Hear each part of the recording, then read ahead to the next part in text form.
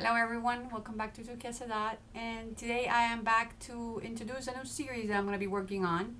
I have decided that I want to start creating a series of ATCs, and I would like to share those with you as I create them. And I'm on vacation for the next few days, so I want to take advantage of that extra time to work on things that I haven't been able to work on in a while. So I worked on the canvases. That second one is not done because I'm waiting for the flowers that I bought from Archana to get here so I can finish the little bouquet on it.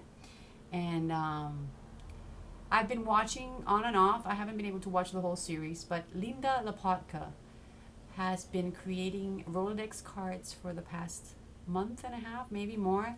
She's up to like 100. So please do go over to her channel and look at the wonderful Rolodex cards that she's been creating, and hopefully you'll be inspired to keep experimenting and creating too. I do have a Rolodex die, but I don't really have a place to store that shape right now. But I really like the ATC format, and the ATCs are artist trading cards, and if you like information about them, you can search them on Google. You can Google them, or YouTube has a whole bunch of videos on ATCs. But they're basically little cards that you create to exchange with other artists. Now within our community, there's the style that's a chunky ATC, which I really love working on. They're way more dimensional, and you know how we all like building up our creations. So this is one that I created like a month ago, and it's using a chipboard piece from Prima that Janelle had sent me, and then some stenciling in the back with modeling paste and acrylics, and then paper flowers and little embellishments. That's one that I worked on a little while back, and I've had it back there looking at me. I haven't shared it with anyone yet because I usually create and I send it out to people. That's how I usually work these days. I don't have the space to store too much.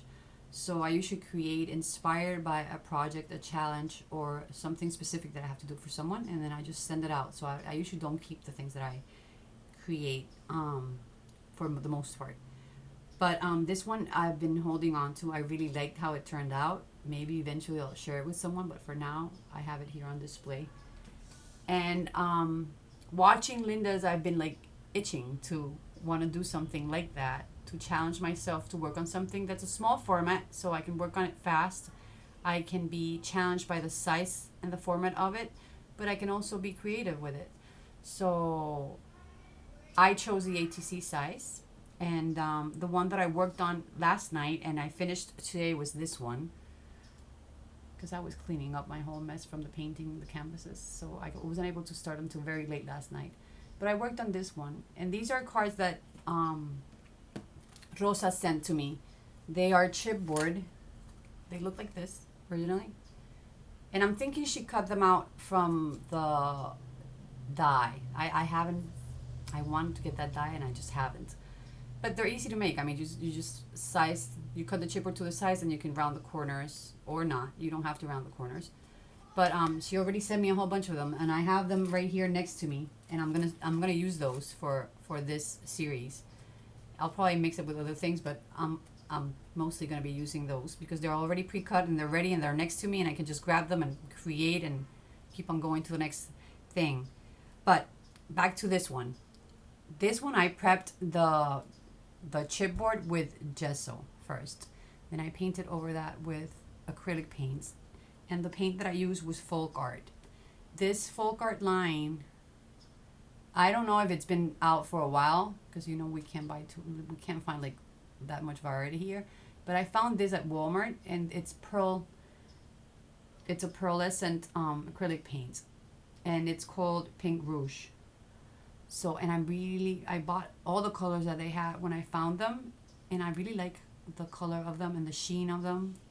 So, I love my metallics. Well, the pearlized are like more pastel-y colors. I don't know. I'm really liking those colors that I bought. So I used the Pink Rouge on this one. And then I glued that little chipboard piece as part of the inspiration. It's another Prima chipboard piece that Janelle had sent to me.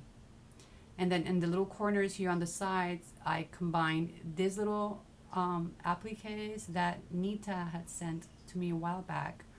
And I've been like grabbing them sporadically to use them on projects. But I used two here. There's one down here in the corner, and then you can see one up here in the little cluster. And then I also used some, it's a doily up there behind the metal flower. It's a doily from Julie, the paperback lady. And then on top, it's a Butterbee Scraps flower metallic flower shape. And then in the center, I have a bling that Marla just sent to me. So that's another thing that I wanted to use on this ATC. So from this little Recollections set, I used that one that's missing in the center because I just like the way it was cut and shaped and what the reflection was showing on it. So that's the one I picked. And then the flowers are from Archana's store. She's craftycity.com for all the other products, but she also has a Secret Garden Facebook group where she sells her paper flowers, wild orchid flowers, or just Thai mulberry paper flowers. So I bought a whole bunch a little while back, and I've been starting to use them slowly because now I'm having more time to do it. So that's what I use for my clusters. And then up here and in the back across, there's a lace that I bought here in Puerto Rico. This one and the one going down. It's a little baby pink. And then those pearl drops are from eBay. I can't remember the seller. I bought it a while back.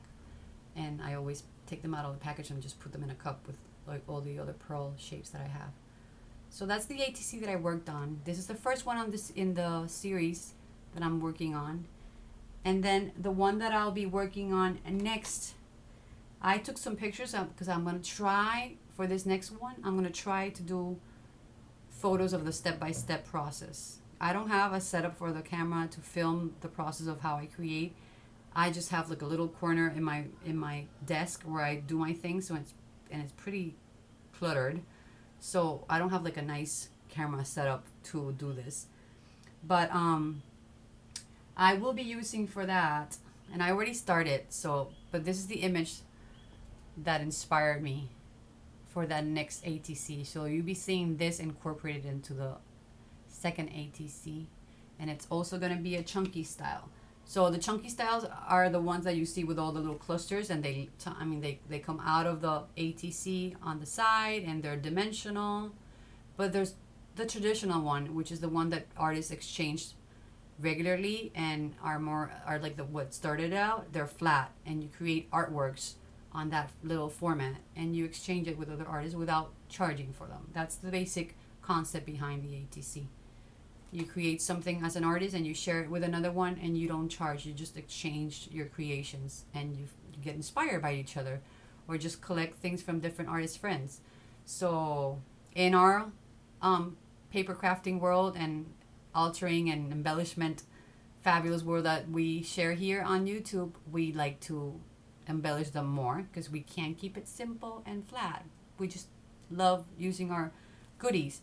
So that's a style that I like to work on, and I'll be mixing it up. I'll be doing some flat and more artsy ones, and then others on my like vintagey and shabby and all those other styles that we'd like to work on.